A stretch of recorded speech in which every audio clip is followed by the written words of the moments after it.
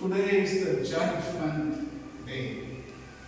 So I'm going to judge you whether you listen to my talk and you grasped my talk and did you make all the information part of yourself. That is what I'm going to look at this evening. 6 o'clock, exam will start. 7:30, I'm going to finish. Maybe it will take between 5 to 10 minutes each of one of you. Alright? So the questions can range from the subjects what I taught. I'm not going to ask you anything that we just not been taught. Everything I have taught. So those are the questions I'm going to ask. All the questions will be related to cosmology. Alright? Many basic questions. Please say in your own words. What did you learn on cosmology? What do you mean by cosmology? That is the first question. Very general question I will ask. So you have to talk on your own this subject, interpret this subject. Cosmology is a big subject. You can talk like Father. Cosmology is divided into different methodologies like physical cosmology, biblical cosmology, philosophical cosmology, metaphysical cosmology, observational cosmology, radio cosmology, infrared cosmology. See, you have to interpret that way. Then another question I'll ask, can you explain the Big Bang? We can agree on the same date. What is that? 15 billion years old universe. Alright? Yeah. There is nothing. Don't say 13.7 and so on. 15. Let us agree a common thing. Alright? I'll ask also what is cosmic inflation theory or expanding of the universe. And we are going to explain from the first moment until the evolution of man. I'll ask, what do you mean by Milky Way? Can you describe Milky Way, explain about its spirals? Then you go ahead and say Sirius, Sirius, Sagittarius, and further we live on Orion spiral. So we are living at the edge of the Milky Way galaxy. Then if I ask what will happen if we are at the center of the galaxy, then you have to say, black holes are there, Father, they will swallow us. So God has put all the people, whatever He created, not near the black hole, but He has put in a safe first neighborhood, where there is no danger at all. So that kind of stuff you can explain. If you can quote the verses from the Psalms of creation, you will get immediately lot of marks, and I will tell you, okay, you can go out. Within 5 minutes you are clear. If you are taking 10 minutes, that means you are reading it out. And if you take 15 minutes, you are not going to make it. So that kind of stuff also is there. So you have to finish your exam soon.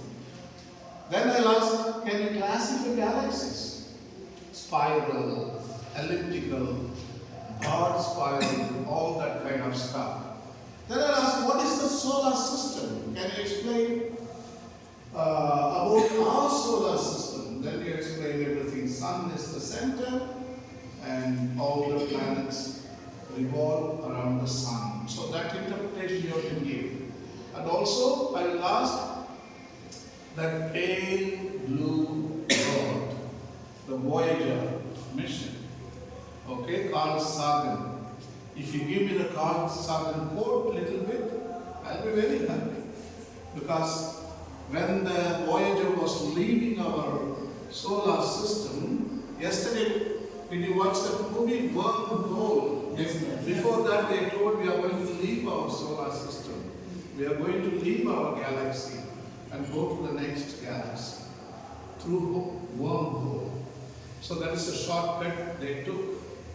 which is a hypothetical, it's not a real, but still we understood.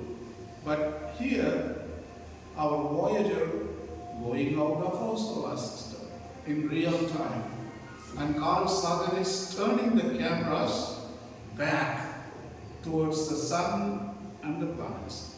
That is the time we saw that our planet pale blue throughout. So that is the thing what I'm looking for in an explanation. You can also talk about the space probe Voyager 1, okay? And Carl Sagan quote is there. I asked, what is Hubble telescope? What did it do? And it's named after whom? I will ask. You can give general information about the Hubble telescope. And also, I will ask about James Webb Space Telescope. Right now it is in operation. It is an infrared technology, and it is updating all the information on the old cosmology, and also it is finding new planets. See the James Webb picture. I'll ask, what is a quasar? I taught very much. So explain, can you tell me about quasars and what they do and so on, and what star clusters, what are they? So you can say, what is a double star? So I may ask a little bit, not very common, what are the black holes? I will ask. I have taught you so much about black holes.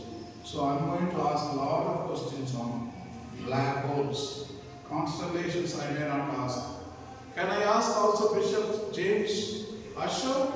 That is the comedy in our class. We want to classify the time into 4,000 years universe.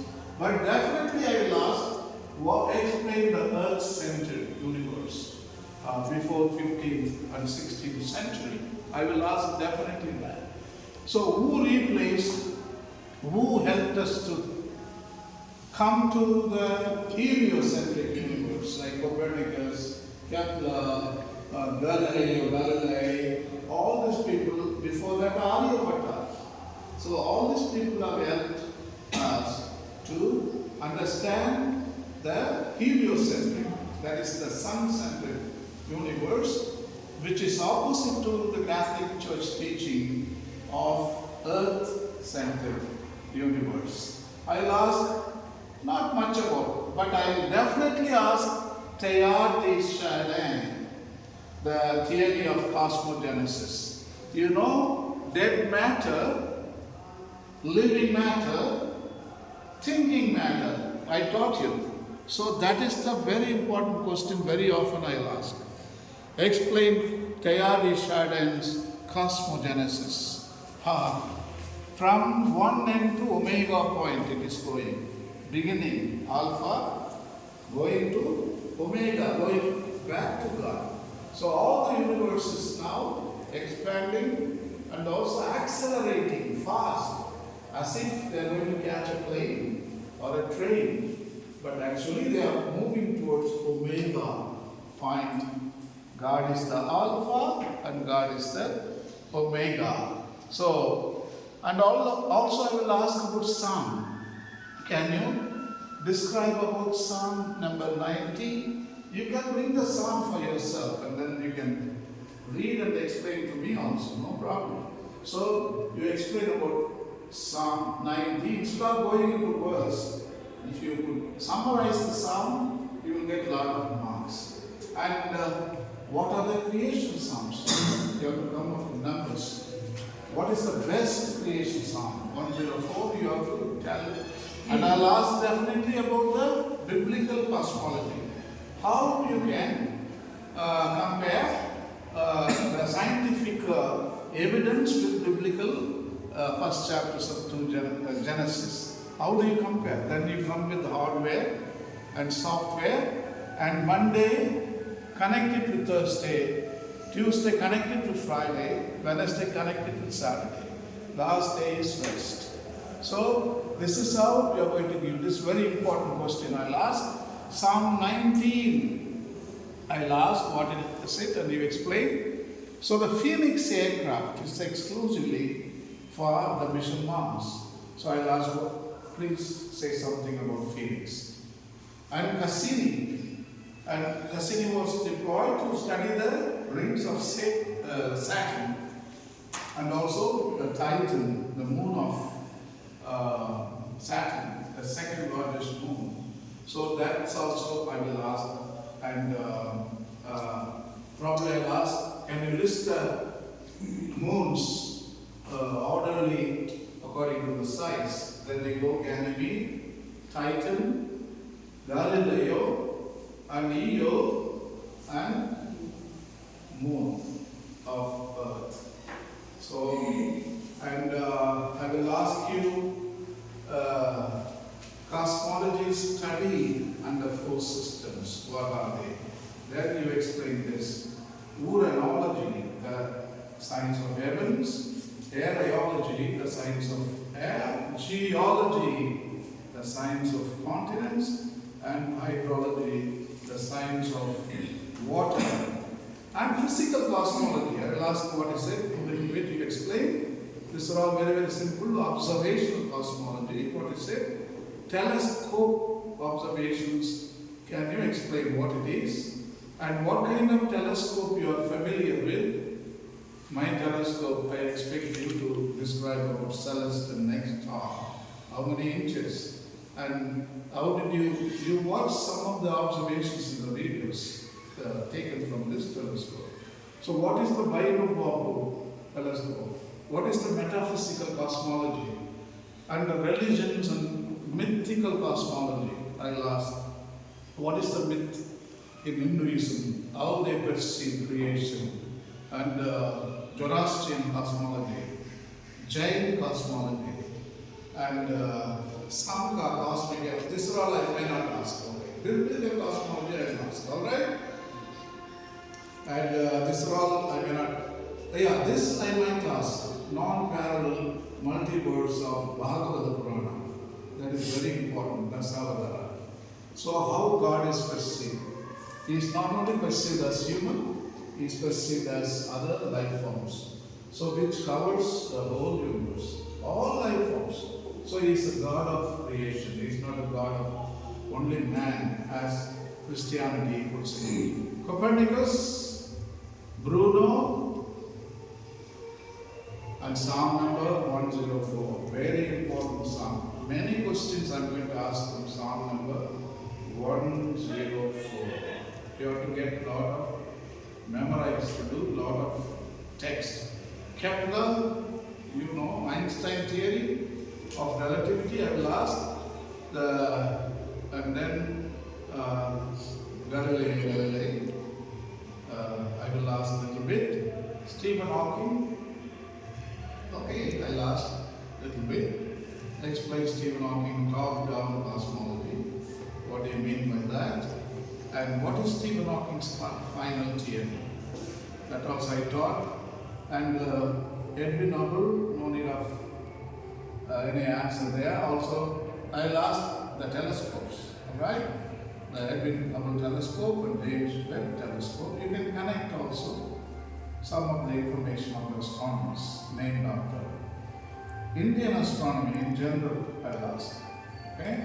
You can talk about Aryabhatta, how advanced our system was. Even Tirumoolar I taught you, Andam, Pindam, Andathil illadu, Pindathil illai, Pindathil illadu, Andathil illai. With two sentences he finished the whole of cosmology. Complete. There is nothing else.